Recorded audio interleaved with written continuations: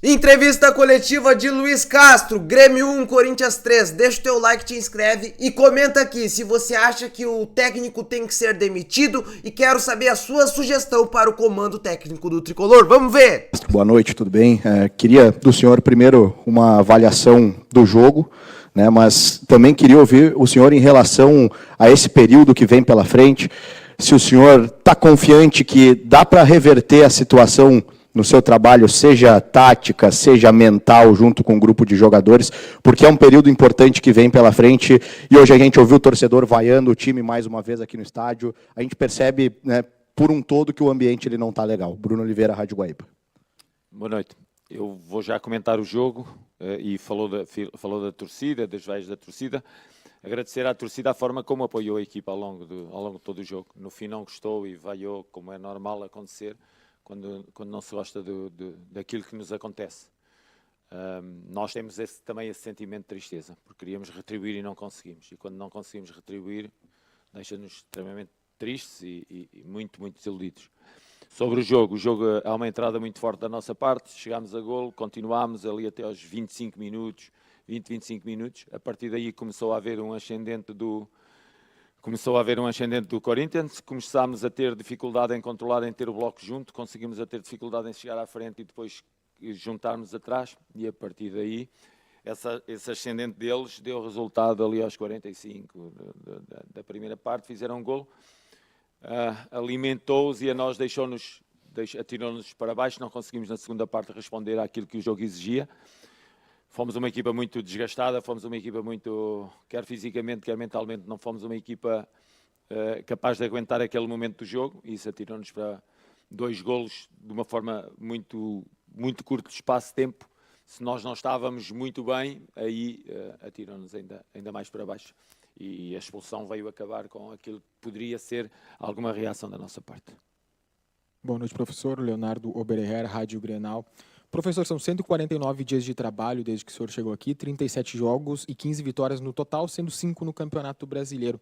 Mesmo nas vitórias, o Grêmio não consegue apresentar um bom futebol em 2 tempos. Invariavelmente faz um bom começo, um bom segundo tempo, mas não tem uma partida completa que o torcedor se agrade.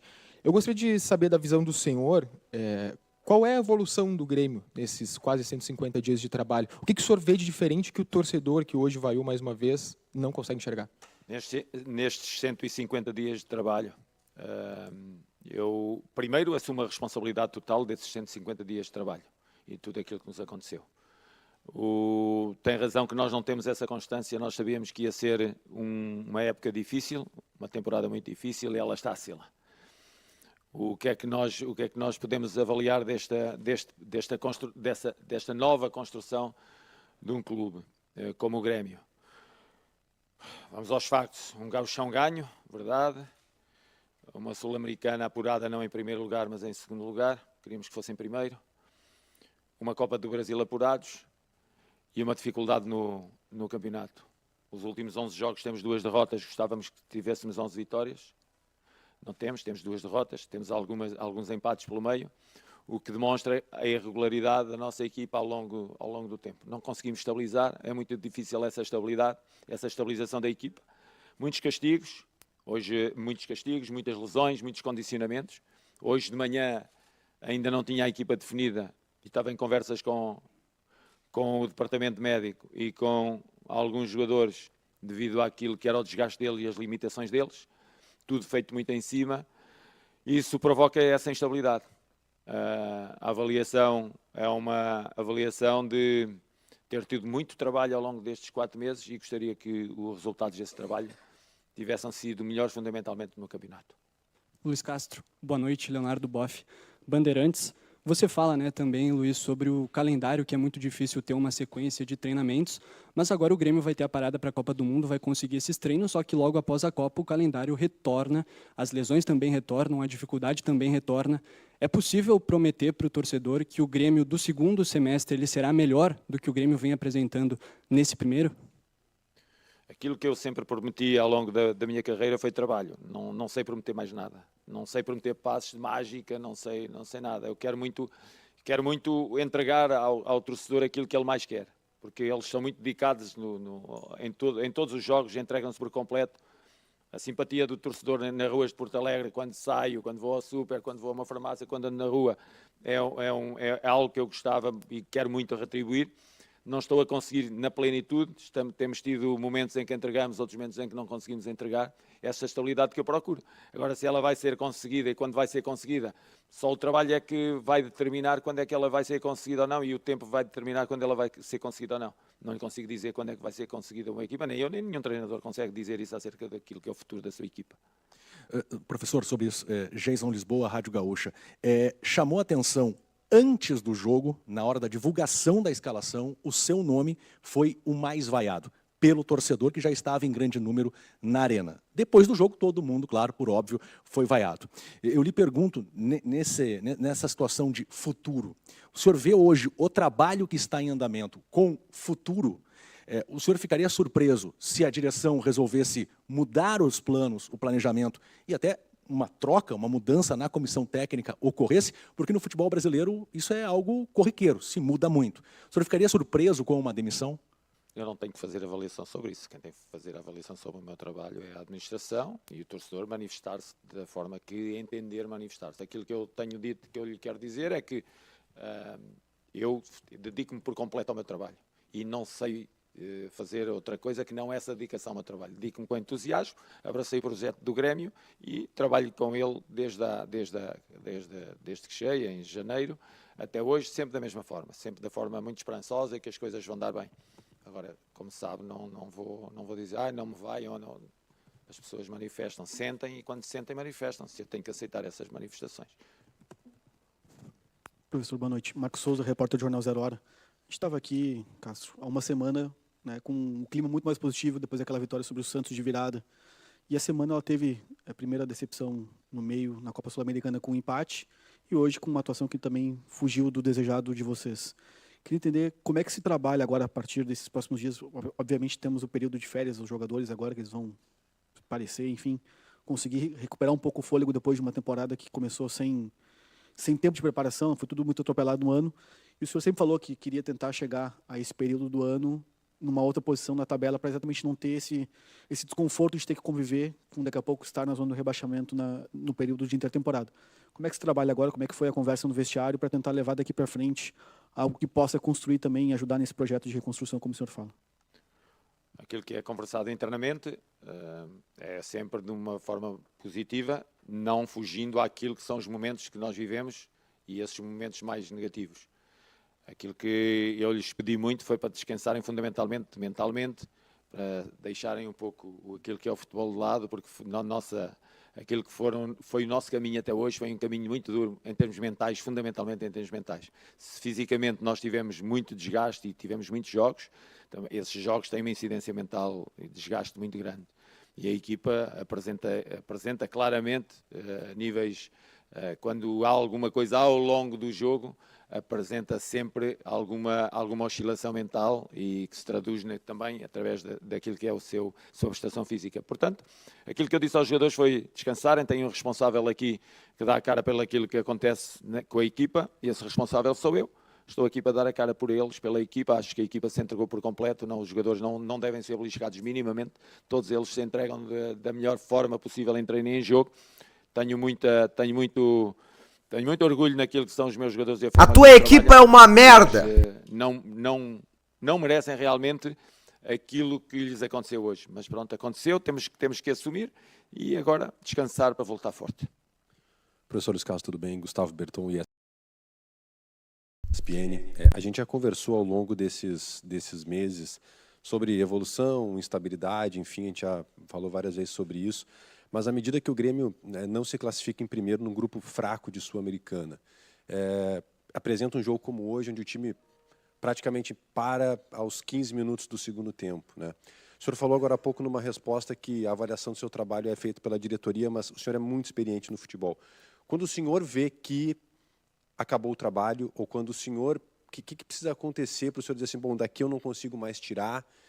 O que mais precisa acontecer para que você mesmo, para que o senhor mesmo diga assim, olha, daqui não dá mais? Sabe, o senhor está a olhar para mim e não conhece a minha história. Eu estou a olhar para si e não conheço a sua história. mas todos nós temos uma história atrás de nós. E quando nós vamos baixo fundo à nossa história, muitas vezes nós percebemos porque é que somos assim. Não vou desistir nunca. Não vou desistir nunca porque aquilo que eu passei ao longo da minha vida enquanto criança, enquanto jovem, enquanto treinador, enquanto jogador, mesmo enquanto jogador dos 11 aos 35, passei por muitos momentos difíceis. Nunca desisti. Em 24 anos de carreira como jogador, nunca desisti. E depois, em 30 anos de carreira como treinador, nunca desisti. E essa marca é uma marca que eu vou levar comigo até ao último segundo da minha vida. Não desisto. Não desisto, sou determinado, vou atrás do meu trabalho. Não, eu sei aceitar as vaias, sei aceitar os elogios. Não desisto nunca. Não é preciso... podem aqui estar um coro à minha volta de pôr em dúvida aquilo que é o trabalho. Não desisto nunca. E não é uma questão... é uma questão de vida.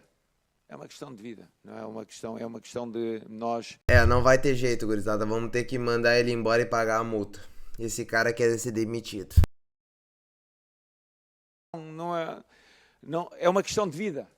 É uma questão de vida, não é uma questão de nós ao longo da vida atravessamos a vida com valores. E eu defendo esses valores até o final da minha vida. Eu não sei ser de outra forma. Eu só sei trabalhar de forma digna e honesta. Nunca me pendurei em nada. Não sou alpinista de nada. Eu agarrei-me ao meu trabalho, dei o braço ao meu trabalho, desde novo. Estou aqui porque comecei na 4ª divisão e fui crescendo ao longo daquilo que é a minha vida profissional, porque nunca desisti. Momentos como estes aconteceram tantos, muito piores ainda do que estes. E revertemos e seguimos em frente. Portanto, não contem comigo para desistir. Professor, aqui, Vinícius Malman, da Rádio Independente. Eu queria que você explicasse a estrutura de meio de campo que você manteve, né, no primeiro tempo contra o City Torque, que você mesmo disse que não funcionou, depois no segundo tempo você muda com o Mac na oportunidade como meio, e hoje você volta, né, a atuar com o Mac aberto e outro ponta, o TT também aberto, sem um meia central. E no segundo tempo, especialmente, o Corinthians encontrou uma certa facilidade em encontrar aquela bola no Yuri Alberto, e que acabou rendendo 2 gols dessa forma, com o Yuri Alberto conseguindo segurar a bola, virar e encontrar esse passe. Existe a chance, o que você pensa sobre essa estrutura de meio de campo, se você vai manter ela ao longo desse trabalho que você vai ter, ou a partir de agora vai mudar? Desculpe, mas eu não... Deixe estar o microfone, desculpe, mas eu não entendi. A estrutura a primeira parte da pergunta, porque está-me a dizer que o MEC jogou onde? Não. Na partida contra o Torque, você coloca, ele até faz o gol, né? Bem centralizado. Hoje ele atua mais meia pela ponta, certo? Não? Não. Tá. Então, pelo que eu observei do jogo, ele atuou mais como meia do que como ponta. Mas, se você pensa em mudar atuou isso... mais hoje como meia do que como ponta, é não, isso mais que está a dizer? Ponta como meia. Ponta, mais como ponta. Quem dava largura era o Pedro. Oi? Quem dava largura ao jogo era o Pedro. E o Mac vinha para dentro e jogava na posição de meia. Perfeito, mas, enfim, aí o que eu vi, de repente, foi diferente do senhor, mas tudo certo. A minha dúvida é sobre essa estrutura... Depois, quando passámos a 4-3-3, ele passou a jogar à frente dos 2 médios. Perfeito. Mais centralizado. A minha dúvida é em relação a essa estrutura de meio de campo. Estou a perguntar porque quero lhe responder àquilo, entende? Tenho que ter sim, claro o seu pensamento para lhe poder responder. Perfeito, tudo certo. Okay. Sobre essa estrutura de meio de campo, que gostaria que você comentasse, e também esse espaço que o Yuri Alberto conseguiu encontrar no segundo tempo, que gerou os 2 gols do Corinthians. O Yuri Alberto conseguiu encontrar um espaço dos nossos 2 volantes. Isso. No espaço dos nossos 2 volantes, não é? Isso. Sim, conseguiu encontrar no espaço dos 2 volantes, está dada a resposta. E a estrutura do meio campo, na primeira parte tivemos a dinâmica de dar a largura com o Pedro, na esquerda com o TT, e tínhamos o Bright White por dentro com o Mac, como 2 meias a apoiar o Vini, no momento de posse de bola. Quando nós não tínhamos a bola, passávamos a uma linha de 4 linha defensiva, uma linha de 4 da linha de meio, com o Bright White e o Vini a fazerem a primeira pressão. Algo que deu muito resultado ao longo dos primeiros 20, 25 minutos de jogo, e que criou ali alguma estabilidade no nosso jogo, o Corinthians, com aquilo que foi a posse de bola deles a partir dos 20, 25 minutos. Deixámos de poder chegar tão à frente, eles tiveram durante mais tempo a bola e isso fez recuar as nossas linhas e depois-nos mais longe da baliza. Na segunda parte passámos a ter 2 mais 1, os 2 volantes mais o Mec, com o Amuso e o Enamorado nos corredores laterais, mas depois com a expulsão e com aqueles 2 golos, deitou tudo a perder e não nos deixou reagir. Boa noite, Luiz Castro. Desculpa por não ter entendido no início, está bem? Boa noite, Luiz Castro, Daniel Vidal, do canal do Farid Germano Filho.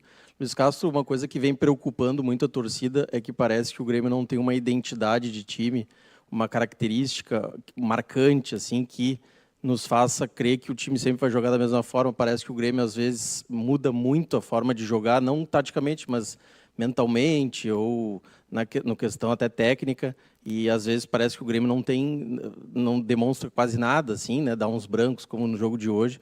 Eu gostaria de lhe perguntar se você já chegou à conclusão do porquê isso, se é falta de reforço, se a culpa é do senhor, e também projetando já depois da parada da Copa, porque o Grêmio pode perder jogadores como o Mec, como o Vieri, que são jogadores muito importantes. Isso lhe preocupa, porque o elenco pode ser enfraquecido e aí ser mais difícil ainda de encontrar essa identidade? Obrigado.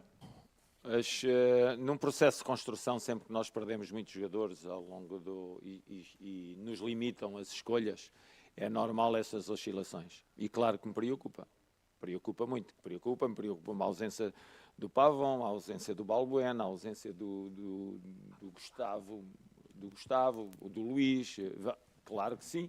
Preocupa porquê? Porque nós ficamos cada vez mais limitados naquilo que são as nossas escolhas e ficamos com jogadores muito desgastados a terem que jogar. E muitas vezes jogadores que não estão em condições. Hoje de manhã não tínhamos em condições o Amuso, não tínhamos em condições o William, não estavam, só iríamos a recorrer a eles no limite. Não porque eles apresentavam, para além de apresentarem alguns sintomas gripais, também apresentavam algum desconforto. E isso limita-nos, claro que sim, essas oscilações, porque não somos uma equipa que transitou de um ano para o outro por completa, foi uma equipa que houve muita saída de jogadores, houve muita entrada de jogadores, e está a ser extremamente difícil estabilizá-la. Confesso que sim. Agora temos dedicado muito à gestão. O treino, como vocês sabem, não existe tanto. Temos dedicado muito à gestão daquilo que são os jogadores, mas é uma gestão difícil, claro que é. Por causa disso que lhe acabei de dizer. É uma equipa que não vem do ano passado para este ano com um número alargado de jogadores. É uma construção nova e todas as construções são muito difíceis e muito perigosas. Sempre o disse, não escondo. Tá aí, a coletiva do nosso treinador vai ser mantido no cargo. Isso é um absurdo, cara. Cara, eu tenho uma certeza que o Grêmio fez um contrato que não poderia demitir o técnico. O Grêmio só não demitiu hoje porque não pode pagar a multa. Eu tenho certeza disso, cara. Porque não deu certo. Gente, não deu certo. O trabalho não deu certo. E eu defendi ele por muito tempo, mas não tem como mais, cara. Cara, o Grêmio não tem nada. O Grêmio foi amassado pelo Corinthians no primeiro tempo. O Corinthians empatou o jogo, era pra ter virado ainda no primeiro tempo, em 3, 4 minutos. Aí no segundo tempo eles tiraram o pé, senão ia ser 5, 6, cara. Dentro de casa eu nunca vi isso, cara. Eu já vi todos os times ruins do Grêmio. Eu nunca vi o Grêmio ser tão omisso dentro de casa. Eu nunca vi o Grêmio ser tão bunda mole, cara. Dentro de casa. Cara, o Grêmio pode ter o time que for. Eu nunca vi um time sem vontade de vencer, cara. Um time contente por empatar, estando nessa situação, jogando em casa. Isso é um absurdo. O Grêmio tomar 3 em casa e um banho de bola dentro da arena, lotada. Não. Alguém tem que cair, cara. Não, nem que seja o Gandula. Alguém vai ter que cair hoje. Pelo amor de Deus, alguém vai ter que cair.